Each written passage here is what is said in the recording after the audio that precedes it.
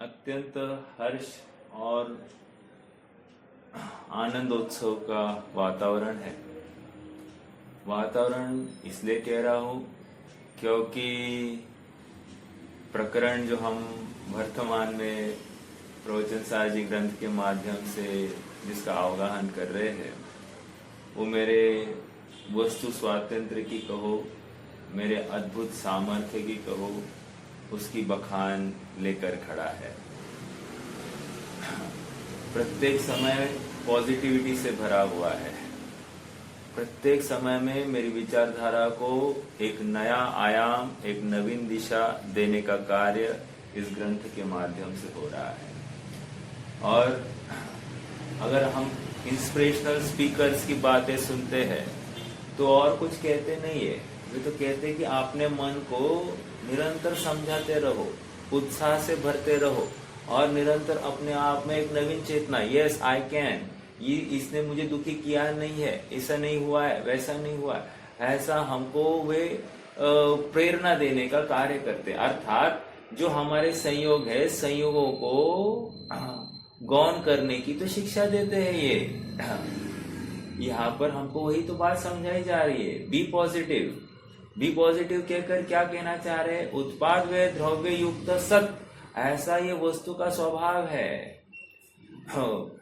ये त्रिकाल स्वभाव इस वस्तु में ऐसा ही भरा है। और उत्पाद व द्रव्य ये त्रयात्मक परिणाम प्रत्येक समय में ये ये प्रत्येक द्रव्य अनुभव कर रहा है। अनुभव कर रहा है अर्थात उस रूप हो रहा है, उस मय परिणमित हो रहा है, अनुभव कर रहा है। और उसके इस परिवर्तन में, परिणमन में अन्य किसी का यत्किंचित भी हस्तक्षेप नहीं है। 103 नंबर की गाथा में यह शिक्षा मिल रही थी कि जब उत्पन्न होने वाली पर्याय अन्य है, व्यय होने वाली पर्याय अन्य है, तो द्रव्य न उत्पन्न हुआ है न व्यय हुआ है, तो वैसे का वैसा बना रहा है। तो क्या हुआ? तो शिक्षा तो ये मिल रही थी कि न उत्पन्न हो रही है न व्यय हो रही है, तो हमको करना क्या? पर्याय से दृष्टि हटाना और ध्रुव पर दृष्टि ले जाना। क्योंकि आज तक पर्याय देखी लेकिन ध्रुव नहीं देखा। पर्याय देखी मतलब क्या? हाँ, असमान जाति द्रव्य पर्याय देखने के नाम पर उसको तो देख ही रहा है निरंतर, और कदाचित जीव की पर्याय देख रहा है, ज्ञान देख रहा है, दर्शन देख रहा है, सुख देख रहा है, वीर्य देख रहा है। लेकिन ये ज्ञान, दर्शन, सुख, वीर्य जिस आत्मा के आश्रित है उस आत्मा का अनुभवन नहीं कर रहा है, उस आत्मा की प्रतीति नहीं कर रहा है। और इस अपराध के वश इसकी संसार अवस्था, संसार परिभ्रमण अविरत रूप से चल रहा है।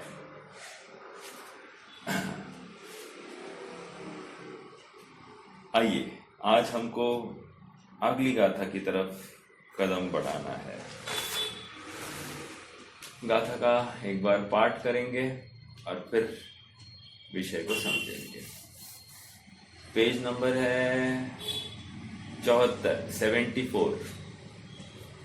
विगत गाथा में अनेक द्रव्य पर्यायों द्वारा द्रव्य के उत्पाद व द्रव्य बताए गए हैं। और इस गाथा में अर्थात 104 नंबर की गाथा में एक द्रव्य पर्याय अर्थात गुण पर्याय द्वारा द्रव्य के उत्पाद व द्रव्य बताए जा रहे हैं। ठीक है? हाँ, अनेक द्रव्य पर्याय और एक द्रव्य पर्याय, व्हाट इज दिस? ये एक प्रश्न है ना? अनेक द्रव्य पर्याय और एक द्रव्य पर्याय, इसकी चर्चा अपन थोड़ी देर बाद करेंगे। पहले अपन प्रकरण पढ़ते हैं। गाथा मूलता इस प्रकार है। परिणामदिशयं दौवं गुणदोय गुणंतरं सदविशिष्टं तम्हा गुणपज्जाया भणिया गुणद्रव्यमेवति। गुण से गुणांतर परिणमे द्रव्य स्वयं सत्ता अपेक्षा, इसलिए गुण पर्याय ही है द्रव्य जिनवर ने कहा। देखो इसका प्राकृत भाव देखते हैं पहले। क्या है? परिणमतिशयं दौवम, परिणमतिशयं दौवम, अर्थात द्रव्य स्वयं परिणमित हो रहा है। ठीक है, आगे गुणद्वय गुणंतरम सदविशिष्टम। सदविशिष्टम मतलब क्या? सत्ता। सद मतलब सत्ता, विशिष्टम तो सदविशिष्टम मतलब क्या? यहां संधि करेंगे ना, सत अविशिष्टम। सत अविशिष्टम, अविशिष्ट मतलब क्या? अविशिष्ट का अर्थ है अभिन्न, अभिन्न। ठीक है, एक साथ, एक सत्ता वाला, उसमें भेद नहीं दिखाई देता। हाँ, तो क्या दिखाई, मतलब किसकी बात चल रही है? अविशिष्ट क्या है? कह रहे ये गुणों का परिणमन आया ना यहाँ पर, परिणमतिशयं दौवम गुणद्वय गुणंतरम सदविशिष्टम। गुणतः च गुणांतरम। अब देखो मतलब क्या? गुण से गुणांतर रूप, गुण से गुणांतर रूप अविशिष्ट रूप से परिणमित होता है। अर्थात द्रव्य स्वयं ही एक गुण पर्याय से अन्य गुण पर्याय रूप परिणमित होता है। गुणांतर, ऐसा गुणांतर नहीं हुआ है कि ज्ञान रूप से परिणमित नहीं हो रहा है और स्पर्श रस गंध वर्ण रूप परिणमित हो रहा है, ऐसा नहीं गुणांतर हुआ। ऐसा परिणमित नहीं हुआ है ज्ञान कि वो सुख रूप कार्य करने लग गया है, ऐसा परिणमित नहीं हुआ है। गुणांतर अर्थात पूर्व ज्ञान की पर्याय का व्यय और नवीन ज्ञान पर्याय का उत्पाद, ऐसा ही परिणमित हो रहा है। इसी को गुणांतर परिणमन कह रहे हैं। समझ में आ रहा है? हाँ, देखो परिणमतिशयं दौवम, द्रव्य स्वयं परिणमित होता है। गुणद्वय गुणंतरम सदविशिष्टम, गुण गुणांतर से परिणमित हुआ। क्यों परिणमित हुआ? क्योंकि वह सत अविशिष्ट है। सत अविशिष्ट मतलब क्या? सत्ता अपेक्षा से अविशिष्ट होने से। सत्ता अपेक्षा से मतलब शाश्वत सामर्थ्य की अपेक्षा से, स्वभाव अपेक्षा से वो सदविशिष्ट है, अविशिष्ट है। अविशिष्ट मतलब अभिन्न है, गुण द्रव्य से अभिन्न ही है। समझ में आ रहा है क्या? तम्हा गुण पज्जाया भणिया पुनर्द्रव्य में वस्ती। तम्हा इसलिए, गुण पर्याय, गुण और पर्याय, भणिया कही गई है, द्रव्यमेवति अर्थात द्रव्यमय कही गई है। समझ में आ रहा है क्या? द्रव्यम एवं इति भणिता, ऐसा गुण पर्याय कही गई है। तस्मात् और उसलिए गुण पर्याय द्रव्यमय ही कही गई है। क्या समझ में आया? सब कुछ भी समझ में नहीं आया, करेंगे चर्चा। पहले कितने जन ज्वाइन हो गए? अब मैं प्रश्न भी पूछ सकता हूँ ना फिर। हाँ, अब आ गया दम थोड़ा सा। हाँ, देखो क्या कह रहे हैं प्रश्न पर। पहला प्रश्न है, ये उत्पाद व्यय द्रव्य रूप परिणाम जो हो रहा है, प्रत्येक द्रव्य में हो रहा है, पांच भावों में से ये कौन सा भाव है? प्रश्न समझ में आया? प्रश्न उत्पाद व्यय द्रव्य, ये जो परिणाम हो रहा है, परिणमन हो रहा है, ये कोई ना कोई भाव है। उत्पाद होना ये एक भाव है, व्यय होना एक भाव है, और द्रव्य बना रहना ये भी एक भाव है। तो ये 5 भावों में से कौन सा भाव है? वैसे 5 भाव का नाम किसी को पता है तो फिर आप जवाब दो पाओगे।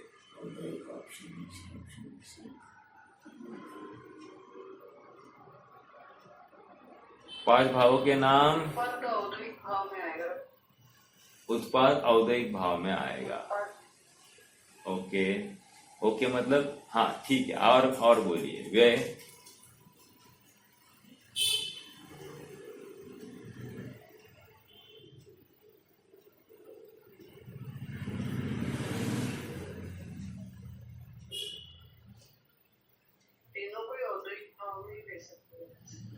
तीनों को औदयिक भाव में ले सकते हैं।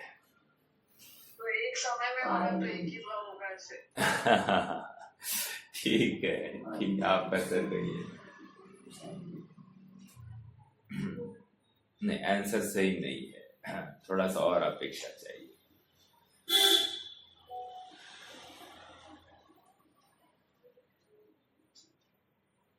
चारों भाव में आएगा। चारों भाव आप कह रहे हैं कि उपशम भाव, औपशमिक भाव, क्षायक्षमिक भाव, शायिक भाव, औदयिक भाव, ऐसे चारों भाव होने चाहिए। ठीक है, और कोई उत्तर?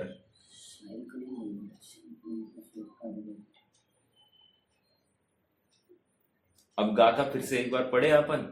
गाथा फिर से पढ़ते हैं। हाँ, थोड़ा सा आपको इसमें से क्लू मिलता है क्या? देखो, परिणमदिसं दौवम, परिणमदिसयं दौवम। अब बोलो, द्रव्य स्वयं से परिणमित होता है। उत्तर है कि नहीं? गाथा में ही था कि नहीं? गाथा में उत्तर था, पारिणामिक भाव है। अन्य भाव क्यों नहीं साहब? क्योंकि वह कर्म सापेक्ष भाव नहीं है, ये स्वभाव भाव है। देखो, अपन 98 गाथा में भी कहा ना, द्रव्यम स्वभाव सिद्धम, द्रव्य स्वभाव से सिद्ध है। यहां पर भी क्या कह रहे हैं? द्रव्य स्वभाव से परिणमित होता है। ओ, समझ में आ रहा है क्या? महत्वपूर्ण बिंदु आ रहे हैं ये। द्रव्य स्वभाव से परिणमित हो रहा है, अर्थात द्रव्य को किसी ने परिणमित नहीं किया है, स्वभाव सिद्ध है ना। हाँ, तो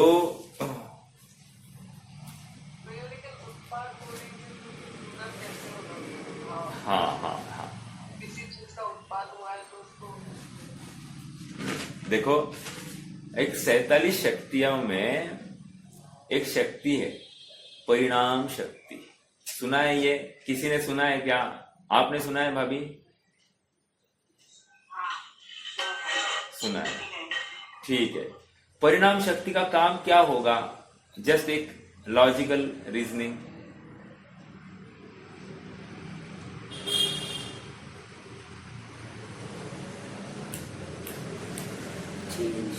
परिणाम शक्ति का काम इतना ही है कि परिणमन कराना। अरे, ये तो द्रव्यत्व गुण का काम है। हाँ, तो द्रव्यत्व का भी है, द्रव्यत्व इज इक्विवेलेंट टू परिणाम शक्ति, कोई प्रॉब्लम नहीं। तो परिणाम शक्ति क्या कर रही है? मात्र परिणमन करा रही है। किसका परिणमन करा रही है? प्रत्येक समय में वो अवस्थांतर कराना, ये परिणाम शक्ति का काम है। द्रव्य की अवस्था का अवस्थांतर कराना, ये परिणाम शक्ति का काम है। ये फिक्स है। अब कौन सी कर रही है, ये बात अभी नहीं चल रही है। फिर से, कौन सी अवस्था का परिणमन कराना है, ये बात नहीं चल रही है। हाँ, यहां पर इतनी बात चल रही कि अवस्था से अवस्थांतर कराना है। ओके, और द्रव्य का ही अपना अपना अवस्थांतर कराना है। यहां पर क्या करे? गुण से गुणांतर कराना है, राइट? गुण का गुणांतर कराना है। तो ये परिणमन कराने का भाव एकमात्र उस द्रव्य का अपना स्वयंमेव है, इसलिए इसको पारिणामिक का भाव है। क्योंकि यह सापेक्षता किसी कर्म की नहीं है कि परिणाम कराना ये किसी कर्म की सापेक्षता नहीं है। और एक सुनना महत्वपूर्ण बात, द्रव्य की एग्जाम्पल अपन मिथ्यात्व की पर्याय ले, मिथ्यात्व की पर्याय रूप परिणमन कराना या सम्यक्त्व की सम्यक्त्व रूप परिणाम से युक्त परिणमन कराना, ये अलग बात। लेकिन परिणमन हो रहा है ना, हम उस परिणमन की तरफ से हम चर्चा कर रहे हैं। तो जब ये परिणमन स्वभाव दिखाई दे रहा है, ये स्वभावगत है। ओके, एक मिनट।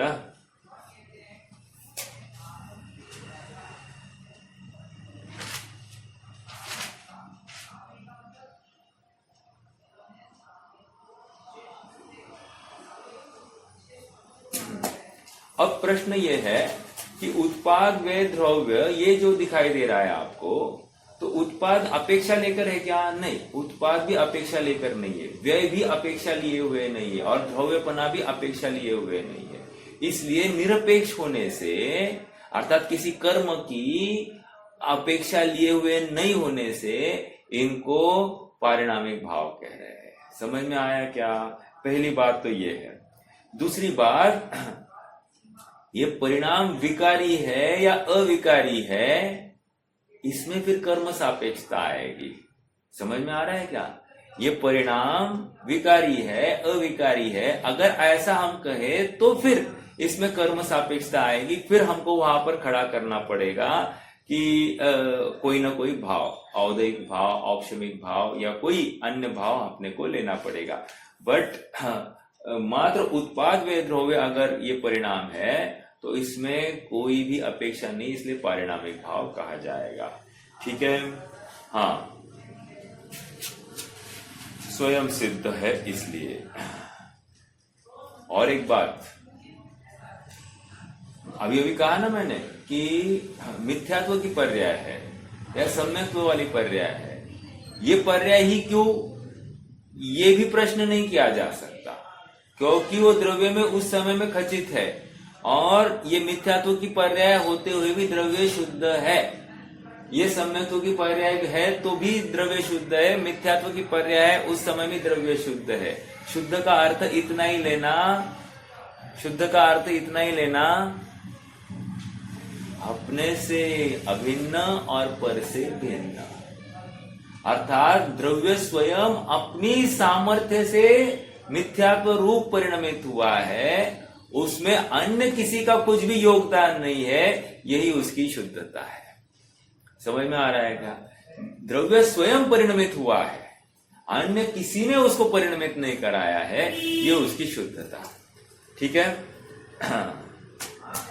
चलिए, अब क्या कह रहे हैं देखो, अभी अपन थोड़ा सा भाव पढ़ते हैं। सत्तापेक्षा अविशिष्ट रूप द्रव्य स्वयं ही गुण से गुणांतर रूप परिणमित होता है। सत्ता अपेक्षा, सत्ता अपेक्षा मतलब क्या? सत्ता अपेक्षा मतलब क्या? सत्पने की अपेक्षा। सत मतलब शाश्वत, त्रिकाल सत रहने की इसकी स्वयमेव योग्यता होने से अविशिष्ट रूप से द्रव्य, अविशिष्ट रूप से मतलब क्या? यहां पर बिल्कुल अभिन्नता है, कोई सत्ता में भेद नहीं है, अर्थात द्रव्य में और गुण में सत्ता भेद नहीं है। तो अविशिष्ट रूप से द्रव्य स्वयं ही गुण से गुणांतर रूप परिणमित हुआ। शब्दों के ऊपर गौर करना, द्रव्य स्वयं ही गुण से गुणांतर रूप परिणमित हुआ। अर्थात ज्ञान गुण ले लीजिए, तो ज्ञान गुण द्रव्य ही ज्ञान गुण से मतलब मति ज्ञान से श्रुत ज्ञान रूप परिणमित हुआ। मैंने गुणांतर कहकर क्या है कि ज्ञान का ही परिणमन दिखाई दिया, अवस्था ज्ञान की दिखाई दी। और सुनो, ज्ञान किसके आश्रित था? द्रव्य के ही आश्रित था। अर्थात द्रव्य ही उस ज्ञान के परिणमन में व्याप्त दिखाई देता है, देखते आना चाहिए। समझ में आ रहा है क्या? द्रव्य का परिणमन उस गुण के परिणमन में हमको देखते आना चाहिए। ये देखने की कला है। आप कहोगे कहाँ है द्रव्य, कहाँ है द्रव्य, तो नहीं दिखाई देगा। ऐसे आपको अनुमान से देखना पड़ेगा। हर चीज हाथ पर रखे हुए आंवले के समान नहीं होती है। कोई चीज अनुमान से नक्की करनी पड़ती है। जैसे आज मिट्टी की गंध आ रही है, इसका मतलब कहीं न कहीं पानी बरस गया है। ऐसा अनुमान है कि नहीं? जब ऐसा अपन अनुमान लगा सकते कि पानी कहीं न कहीं बरस गया है, उसी प्रकार यहाँ पर ज्ञान है, तो ज्ञान देखते ही हमको आत्मा क्यों नहीं दिखाई देता है? समझ में आ रहा है? यहाँ पर स्पर्श रस गंध वर्ण है, तो यहाँ पर हमको पुद्गल क्यों नहीं दिखाई देता है? तो ये हमको देखने की हमारी दृष्टि होनी चाहिए। समझ में आ रहा है क्या? गमन होने की योग्यता दिखाई दे रही, तो यहाँ पर हमको धर्म द्रव्य क्यों नहीं दिखाई दे रहा है? स्थिति होने की योग्यता दिखाई देती, तो हमको वहां पर अधर्म द्रव्य क्यों नहीं दिखाई देता है? और ये अवगाहन, ये जगह जो मिली है, जगह देने वाला कोई ना कोई व्यवस्थित व्यवस्था होगी, उस व्यवस्था में हमको आकाश द्रव्य क्यों नहीं दिखाई दे रहा है? और ये परिणमन जो हो रहा है, ये काल द्रव्य क्यों नहीं दिखाई दे रहा है? अर्थात हमको सब कुछ छो के छो द्रव्य दिखाई देने चाहिए।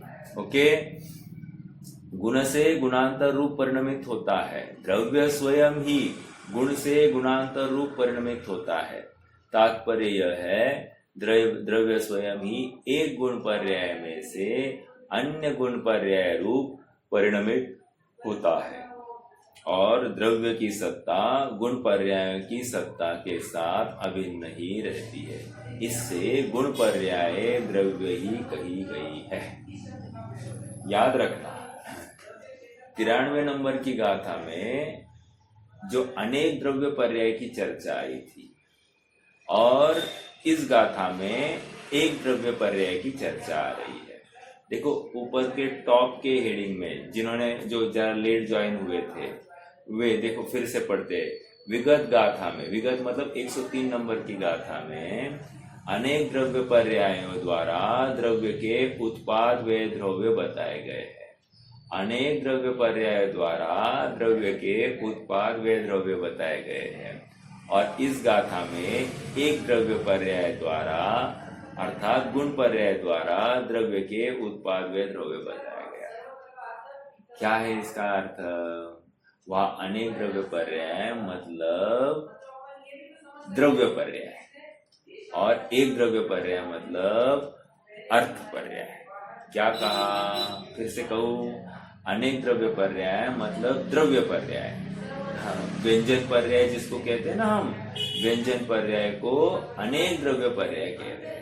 ओके, हाँ, और गुण पर्याय अर्थात या एक द्रव्य पर्याय कहेंगे तो वो अर्थ पर्याय की चर्चा है। समझ में आ रहा है क्या? हाँ, ये थोड़ा सा विशेष ध्यान रखना। वहां पर व्यंजन पर्याय की अपेक्षा चर्चा है। ये वहां पर मतलब 103 नंबर की गाथा क्या आई थी चर्चा? वहां पर 2 उदाहरण दिए थे, समान जाति द्रव्य पर्याय, असमान जाति द्रव्य पर्याय। और समान जाति द्रव्य पर्याय में भी परिणमन होता हुआ दिखाई देते हुए भी, अर्थात उत्पाद में होते हुए भी at the end of day परमाणु परमाणु रूप ही बना रहा है। वो कुछ 3 से 4 परमाणु हुए तो भी कुछ फर्क पड़ा नहीं है। परमाणु परमाणु रूप ही बना रहा है, ना उत्पन्न ना नष्ट।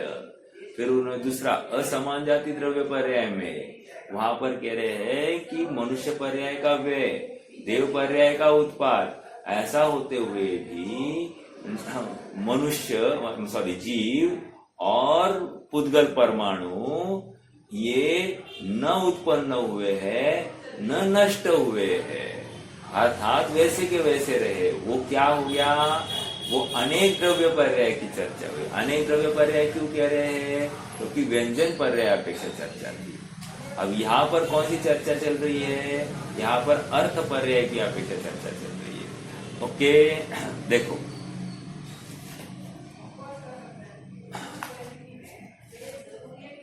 एक गुण पर्याय में से अन्य गुण पर्याय रूप परिणमित होता है, और द्रव्य की सत्ता गुण पर्याय की सत्ता के साथ अभिन्न ही रहती है। इससे गुण पर्याय द्रव्य ही कही गई है।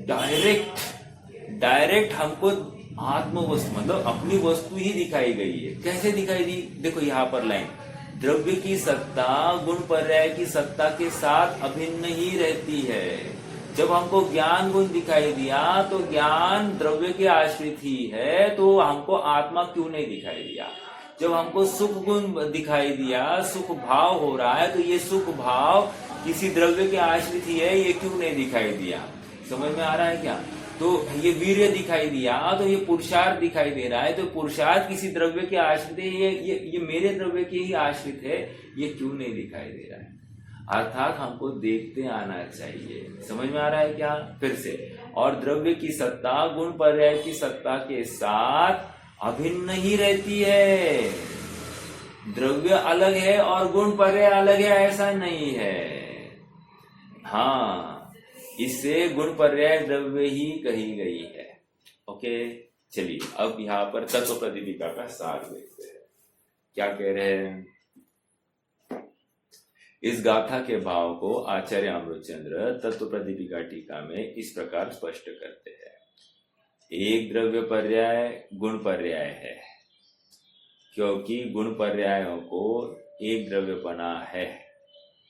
उनका एक द्रव्यत्व आम्रफल की भांति, अब देखो उदाहरण क्या दे रहे हैं, आम्रफल की भांति सिद्ध होता है। एक द्रव्यपना, एक द्रव्यपना देखो, एक द्रव्यपना किसको कह रहे हैं?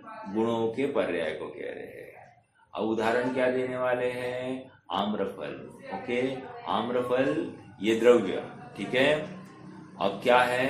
आम्रफल की एक वर्ण नामक पर्याय ले रहे हैं। वो वर्ण पर्याय हरी अवस्था से पीली अवस्था को प्राप्त हो गई, तो कह रहे हैं कि वर्ण नामक गुण का गुणांतर हो गया। गुणांतर हो गया ना, मतलब हरी अवस्था से पीली अवस्था हो गई, तो ये गुणांतर हो गया ना। इसमें व्याप्त कौन दिखाई दे रहा है? आम्र रूप से ही व्याप्त दिखाई दे रहा है हमको, और कुछ भी दिखाई नहीं दे रहा है। अर्थात हमको पूर्व पर्याय का व्यय दिखाई दिया, नवीन पर्याय का उत्पाद दिखाई दिया, और साथ साथ हमको आम्रफल भी कायम बना रहा, ऐसा भी दिखाई दे रहा है। तो हाँ, यहाँ पर कह रहे ये गुण पर्याय, गुण पर्याय अर्थात अर्थ पर्याय। एक गुण क्यों खड़ा किया अपन ने यहाँ पर उन्होंने वर्ण गुण खड़ा किया। अब ऐसा ही हम अपने आत्मा में कैसे लगा सकते हैं? ये मति ज्ञान की पर्याय, मति ज्ञान की पर्याय का व्यय हुआ और श्रुत ज्ञान की पर्याय का उत्पाद हुआ। तो ये मति ज्ञान की पर्याय का व्यय और श्रुत ज्ञान की पर्याय का उत्पादन और ज्ञान पने से कायम रहा, तो इसमें हमको द्रव्य ही, ज्ञान जो द्रव्य के आश्रित है, वो आत्मा भी हमको आत्मपने वैसे का वैसा दिखाई दे रहा है। अब मात्र एक गुण नहीं लेना, जितने अनंत गुण है उन अनंत गुणों को ले लेना, और उनमें व्याप्त आपको आत्मद्रव्य ही दिखाई देगा। समझ में आ रहा है क्या? देखो अभी अपन उदाहरण पढ़े। जिस प्रकार आम अर्थात आम्रफल स्वयं ही हरेपन से पीलेपन रूप परिणमित होता है। स्वयं ही, स्वयं के ऊपर अंडरलाइन करना। स्वयं कहकर क्या कह रहे हैं? उसके परिणमन में कोई दूसरा कारण नहीं है। स्वयं अपनी सामर्थ्य से वो हरे से पीला रूप कन्वर्ट हो गया है। देखो ना, आश्चर्य है ना। वो क्रमिक है कि नहीं? वो हरी अवस्था से पीली अवस्था आना भी क्रमिक है कि नहीं? वो खटास से मिठास रूप परिणमित होना, ये भी एक क्रमिक अवस्था है कि नहीं? ऐसा हो सकता है क्या अचानक खट्टे से डायरेक्टली मीठा हो जाए? ऐसा होता है क्या कभी? हम आम चाहते हैं कि एकदम मीठा निकलना चाहिए, लेकिन जब मीठा निकलता नहीं है तो क्यों नहीं? क्योंकि उसकी स्वयं योग्यता उतनी ही स्वाद देने की थी, उसी जाति का स्वाद देने की थी। उसका परिणमन अभी तक आगे के स्तर पर हुआ ही नहीं है, तो कैसे अपेक्षा कर सकते हैं? ओके, तो क्या कह रहे? जिस प्रकार आम स्वयं ही हरेपन से पीलेपन रूप परिणमित होता हुआ पहले और बाद के हरेपन और पीलेपन के द्वारा, पहले का हरापन और बाद का पीलापन। समझ में आ रहा है क्या? रिस्पेक्टिवली लगाना है। पहले के हरेपन और बाद के पीलेपन के द्वारा अपनी सत्ता का अनुभव करता है। अपनी सत्ता का अनुभव करता है। आम कभी अपनी सत्ता का अनुभव करता है क्या? अपनी सत्ता का अनुभव का अर्थ क्या लेना है यहाँ पर? पीलेपन से हरेपन से पीलेपन में कन्वर्ट हो गया, तो पूर्व पीलापन से पूर्व हरापन से अभी उत्तर में पीलापन आ गया, तो उसमें अपनत्व से वो हटाने। अपनत्व से हटाने मतलब क्या? अनुभव से हटाने। आई एम वेरी सॉरी, अनुभव से हटाने।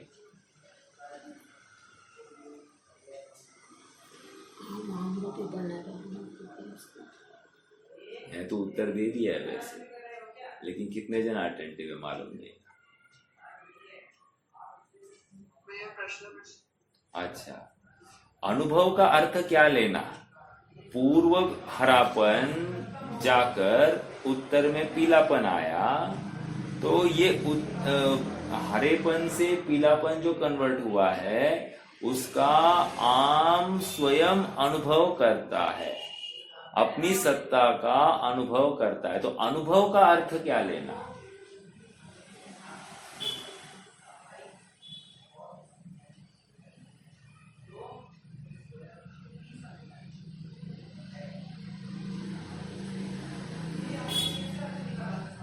अनुभव का अर्थ कोई बता सकता है? हाँ या ना? ना तो मैं बता देता। हाँ, अनुभव मतलब प्रतीति। आपके सामने जिनवानी है?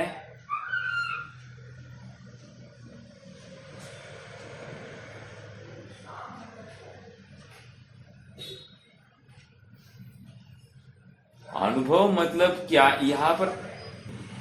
हाँ बोलिए भाभी जी।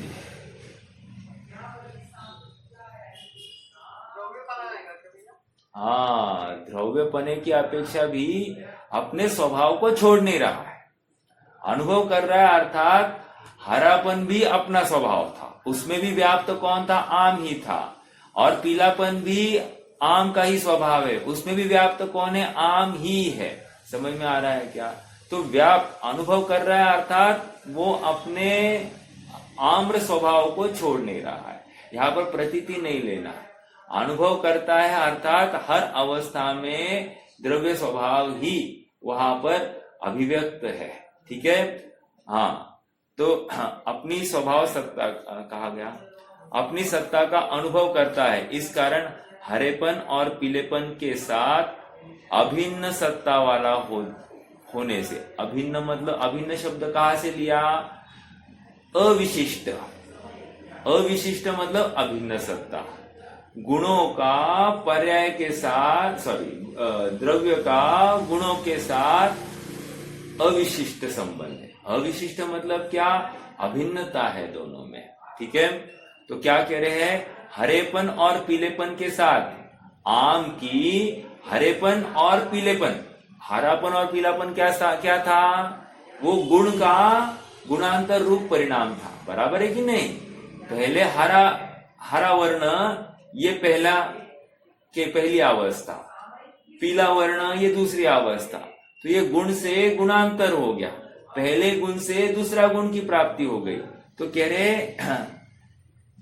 इसमें क्या हो गया? अभिन्न सत्ता वाला होने से एक ही वस्तु है, अन्य वस्तु नहीं है। ये क्या मतलब? ये हरा आम कहा गया? अरे हरा ये वही आम है, हम कहते कि नहीं कहते? हाँ, तो ये वही आम है। कहने का तात्पर्य क्या है? उसकी अभिन्न सत्ता को हमने वहां पर स्वीकार किया है, ये वही है। ठीक है? प्रत्यभिज्ञान के कारणभूत द्रव्य की किसी अवस्था की नित्यता को हम द्रव्य कह रहे हैं। तो ये द्रव्यपना उसमें कायम रहा, कह रहे यही उसका क्या कह रहे हैं? अनुभव, अर्थात अविशिष्ट संबंध। अविशिष्ट संबंध मतलब क्या? अभिन्न संबंध है। जिसमें भेद नहीं किया जा सकता, भिन्न भिन्न नहीं किया जा सकता, पृथक नहीं किया जा सकता। भले ही कहने में आ रहा है द्रव्य गुण पर्याय, ऐसा कहने में आ रहा है, लेकिन ऐसा सचमुच वस्तु में द्रव्य गुण पर्याय अलग अलग नहीं दिखाई देंगे। समझ में आ रहा है क्या?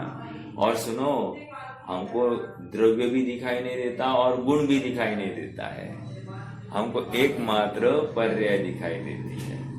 और पर्याय से गुण का निश्चय किया जाता है और गुण द्रव्य से अविशिष्ट होने से द्रव्य का निर्णय किया जाता है। समझ में आ रहा है क्या? हाँ, पर्याय होती है व्यक्त और गुण और द्रव्य होते हैं अव्यक्त। तो व्यक्त पर्याय से अव्यक्त द्रव्य देखना है। समझ में आ रहा है क्या? और ये अनुमान से ही देखा जाता है, अनुमान से ही निर्णय किया जाएगा। ठीक है? जहां जहां ज्ञान वहां वहां आत्मा, जहां आत्मा नहीं वहां ज्ञान भी नहीं। समझ में आया? ये अन्वय व्यतिरेक शैली। अन्वय व्यतिरेक शैली मतलब क्या? ये न्याय की अन्वय व्यतिरेक शैली है। एक अभी प्रवचन सार का अपन अन्वय व्यतिरेक पढ़ रहे हैं, उसका अर्थ अलग, और ये जो अभी मैंने जो अन्वय व्यतिरेक बोला उसका अर्थ अलग। अन्वय प्रवचन सार में अभी जो अन्वय मतलब द्रव्य, व्यतिरेक मतलब भेद अर्थात पर्याय, ऐसा हम पढ़ रहे थे। अब मैंने जो कहा जहां जहां ज्ञान वहां वहां आत्मा। एक वस्तु है। हाँ, देखो यहाँ पर किसकी चर्चा चल रही है? गुण पर्याय की चर्चा चल रही है। गुण पर्याय अर्थात अर्थ पर्याय। अर्थ पर्याय ही क्यों दिखा रहे हैं, व्यंजन पर्याय क्यों नहीं दिखा रहे? क्योंकि व्यंजन पर्याय पहले ही बताया है। अर्थ पर्याय के माध्यम से, एक गुण विशेष के माध्यम से, उसके परिणाम के माध्यम से हमको डायरेक्ट द्रव्य ही दिखाया जा रहा है। व्यतिकीर्ण वस्तु व्यावृत्ति हेतु लक्षण, ये लक्षण के माध्यम से हमको डायरेक्ट वस्तु ही पकड़ाई जा रही है। वस्तु का अनुभव करना है। देखो, हम मात्र ये अभ्यास करना ये हमारा प्रयोजन नहीं है, मात्र ये प्रवचन सार का प्रमेय समझना ये हमारा प्रयोजन नहीं है। हमारा प्रयोजन, जब हम ये उत्पाद व द्रव्य का की जितनी भी चर्चा यहाँ पर चली है, इसके माध्यम से अपना वस्तु देखने का यत्न करना है। समझ में आ रहा है क्या? अभी पहले देखो उत्पाद व द्रव्य में कितनी चर्चा कराए। 93 नंबर की गाथा से उत्पाद व, 87 नंबर की गाथा में था ही था, लेकिन यहाँ फिर से उत्पाद व द्रव्य दे रहे हैं। वहां पर 87 नंबर की गाथा में कहा ना, उत्पाद सत, व्यय सत, द्रव्य सत, और ये तीनों मिलकर भी एक अभिन्न सत। ऐसा सहज वो सत, वस्तु सत, ऐसा आया है कि नहीं? कहने की बात इतनी है कि उत्पाद व द्रव्य को पहले स्वरूप अस्तित्व के माध्यम से समझाया, उत्पाद व द्रव्य को सादृश अस्तित्व के माध्यम से समझाया, उत्पाद व द्रव्य को फिर स्वयं सिद्ध ऐसा परिणाम है, किसी अन्य का आश्रित नहीं है ये परिणाम, ये दिखाया। उत्पाद व द्रव्य को सुनिश्चित क्रम में, प्रवाह क्रम में होता हुआ दिखाया। अब उत्पाद व द्रव्य को फिर ये द्रव्य का ही परिणाम है, अन्य का व्यय हुआ, अन्य का उत्पाद हुआ, और ऐसा होते हुए भी जो द्रव्य है वो वैसे का वैसा ही बना रहा, ऐसा वहां पर सिद्ध कर रहे हैं। अर्थात द्रव्य में कुछ भी चेंज नहीं हुआ है, ये सब हो रहा है, होते हुए भी द्रव्य परमानेंट बना रहा है। वो परमानेंसी दिखाई, परमानेंसी भी दिखाई, चेंज भी दिखाया।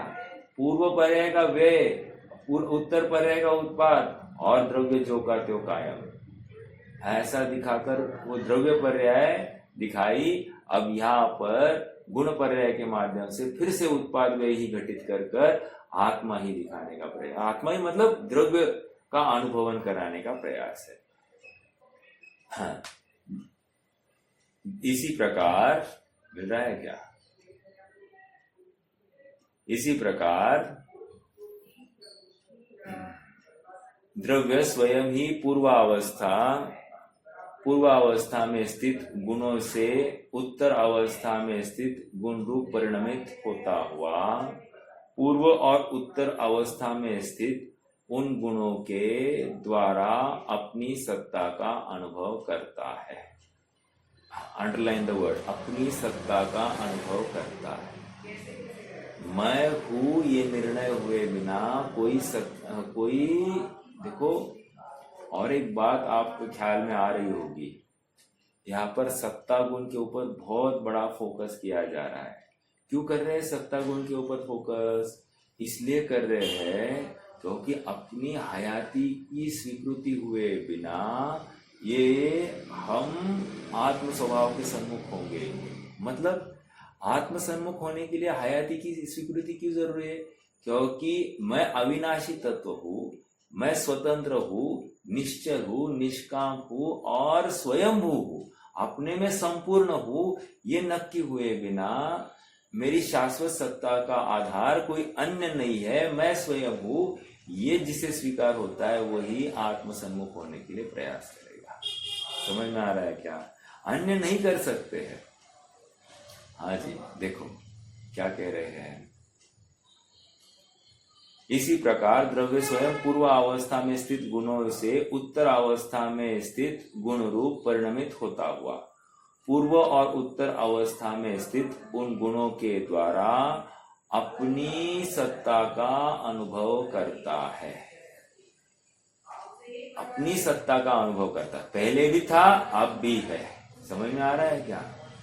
इस कारण पूर्व और उत्तर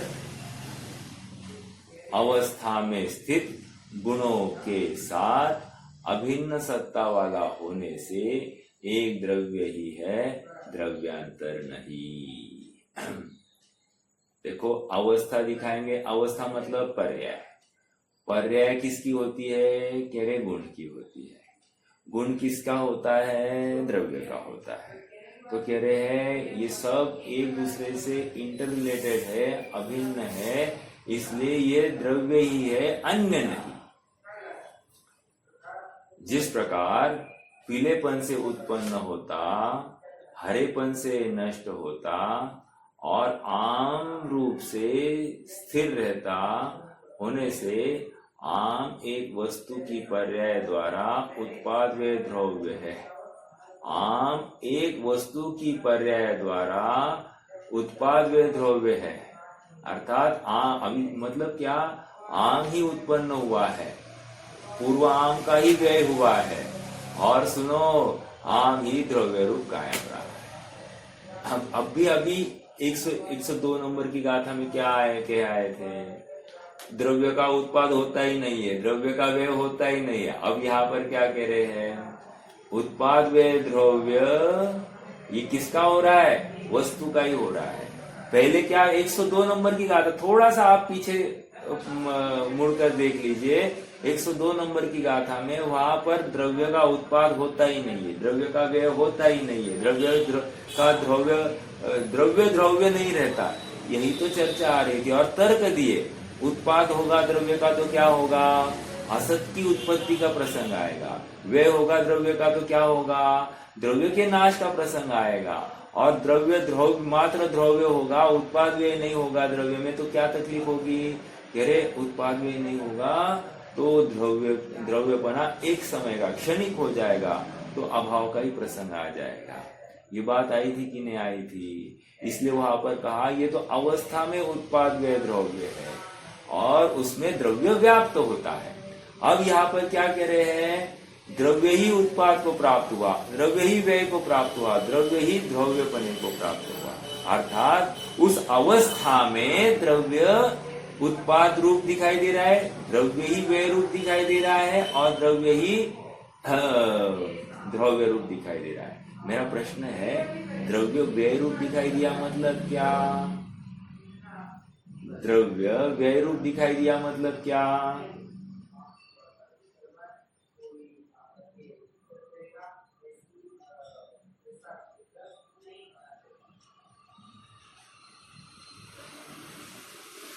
आज कठिन जा रही है क्या बात? अरे पूर्व पर्याय का व्यय हुआ ना, तो पूर्व पर्याय से युक्त द्रव्य व्यय को प्राप्त हुआ। ओके, और वो कौन से समय में? इस वर्तमान समय में, जिस समय में उत्तर पर्याय से युक्त द्रव्य उत्पाद को प्राप्त हुआ, उसी समय में पूर्व पर्याय से युक्त द्रव्य व्यय को प्राप्त हुआ है और उसी समय में द्रव्य रूप से कायम बना रहा है। समझ में आ रहा है क्या? हाँ, तो ये द्रव्य ही उन अवस्थाओं में व्याप्त है, अर्थात उस एक समय की। देखो, और एक बात याद रखना, दो पर्याय की चर्चा है, एक समय में चर्चा चल रही है। क्या कहा? पूर्व पर्याय का व्यय है, अर्थात पहले की 99 नंबर की पर्याय का, ओके, और वर्तमान 100 नंबर की पर्याय, दो। तो कह रहे 99 का व्यय क्षण और 100 का उत्पाद क्षण, इसमें समय भेद है क्या? इसमें समय भेद नहीं है। और अनुसूची से रचित द्रव्य रूप से कायम बना रहता है। अनुसूची अर्थात वो जुड़ान वो द्रव्य में कायम दिखाई दे रहा है, द्रव्यपना कायम दिखाई दे रहा है, उसमें चेंज ही नहीं है। अविलंब रूप से वहां पर प्रत्येक अवस्था में वो द्रव्यपना हमको दिखाई दे रहा है। देखो, जिस प्रकार पीलेपन से उत्पन्न होता है, हरेपन से नष्ट होता है और आम रूप से स्थिर रहता होने से आम एक वस्तु की पर्याय द्वारा उत्पाद व द्रव्य है, उसी प्रकार उत्तरावस्था में स्थित गुण से उत्पन्न, पूर्वावस्था में स्थित गुण से नष्ट और द्रव्यत्व गुण से स्थित स्थित होने से द्रव्य एक द्रव्य पर्याय से उत्पाद व द्रव्य रूप है। क्या कह रहे हैं? आत्मा ही उत्पन्न हुआ है, आत्मा ही व्यय हुआ है और आत्मा ही द्रव्य कह रहे हैं। यहाँ पर समझ में आ रहा है क्या? अब याद रखना, जब यहाँ पर कह रहे आत्मा ही उत्पन्न हुआ, आत्मा ही व्यय हुआ, आत्मा ही द्रव्य रहा, तो किसी अपेक्षा से उत्पन्न, किसी अपेक्षा से व्यय और किसी अपेक्षा से द्रव्य। समझ में आ रहा है क्या? सर्वथा नहीं लेना है। आत्मा ही उस पर्याय में उत्पन्न हुआ दिखाई दे रहा है, अर्थात उस पर्याय की उत्पत्ति दिखाई दे रही है। तो उस पर्याय में व्याप्त कौन है? वो आत्मा ही है, इसलिए आत्मा ही उत्पन्न है, ऐसा कहने में आ रहा है। अपेक्षा समझनी चाहिए भाई, अपेक्षा। हाँ, यह तो पहले स्पष्ट किया ही जा चुका है कि अनेक द्रव्यों की मिली हुई पर्यायों को द्रव्य पर्याय या व्यंजन पर्याय कहते हैं। देखो, इंपॉर्टेंट, अनेक द्रव्यों की मिली हुई पर्यायों को द्रव्य पर्याय या व्यंजन पर्याय कहते हैं और एक द्रव्य की पर्याय को गुण पर्याय या अर्थ पर्याय कहते हैं। इस गाथा के भाव को आचार्य जयसेन, ये पैराग्राफ आप अंडरलाइन करके रखिए, ये महत्वपूर्ण है। ओके, आगे। इस गाथा के भाव को आचार्य जयसेन तात्पर्य वृत्ति में तत्व प्रतिपिका के समान ही स्पष्ट करते हैं। कहा गया भाई? हाँ, करते हैं, पर साथ में रंगों के उदाहरण के साथ साथ संसारी जीव के विभाव गुण पर्याय पर भी घटित कर रहे हैं। मेरा प्रश्न है आप सबसे, विभाव गुण पर्याय का अर्थ क्या लेना? विभाव गुण पर्याय का अर्थ क्या लेना? हाँ, स्वभाव गुण पर्याय और विभाव गुण पर्याय। चलो ऐसा, स्वभाव गुण पर्याय और विभाव गुण पर्याय, मैंने आपको थोड़ा सा एक क्लू दिया है। स्वभाव गुण पर्याय और विभाव गुण पर्याय, व्हाट इज दिस?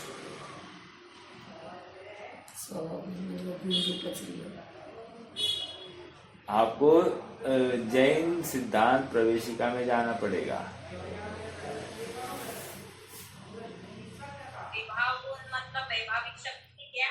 राइट।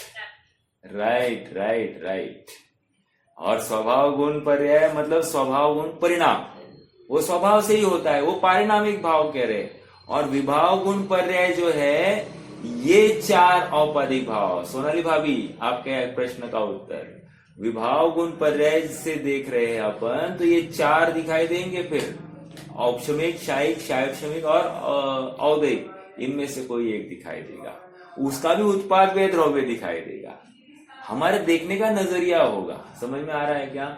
लेकिन मात्र उत्पाद व द्रव्य इतना ही दिखाई दिया तो हमको यहाँ पर स्वयं स्वतंत्र स्वाभाविक परिणाम दिखाई दे रहा है। ओके, इसलिए वो पारिणामिक भाव में लिया। देखो क्या कह रहे हैं,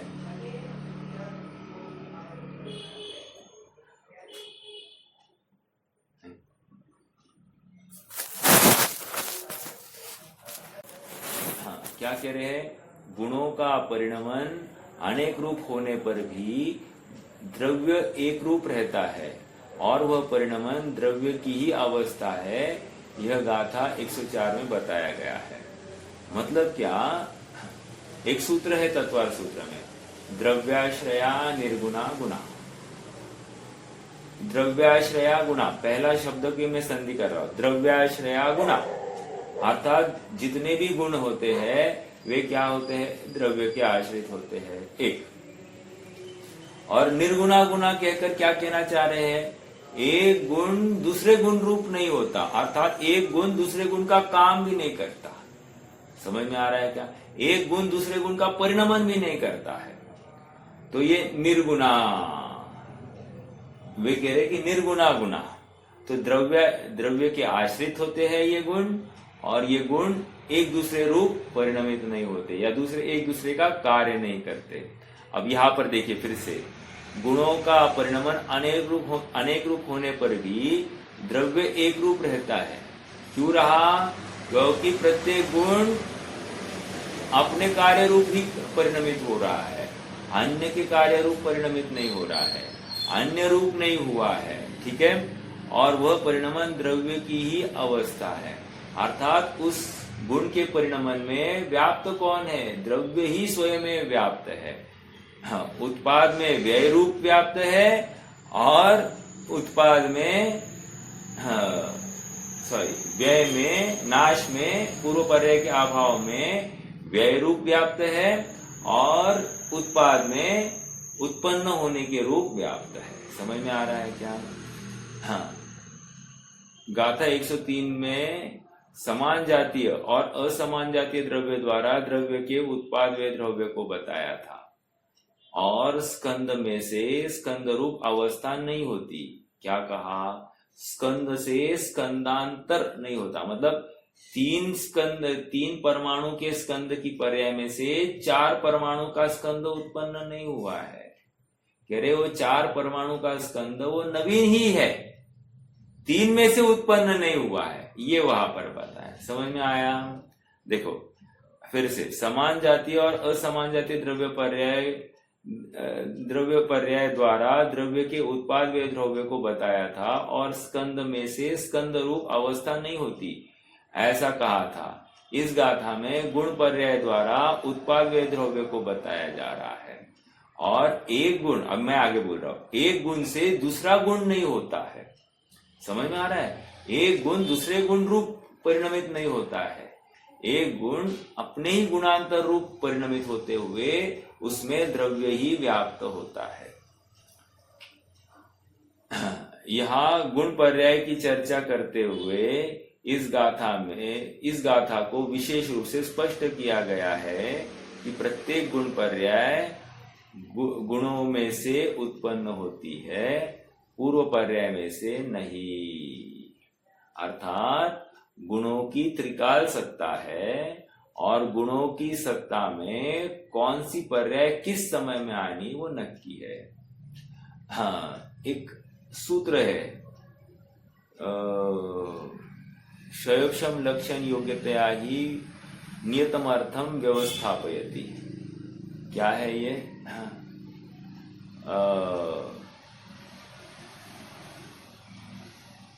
क्षयोक्षम लक्षण अर्थात ज्ञान की पर्याय में कौन सी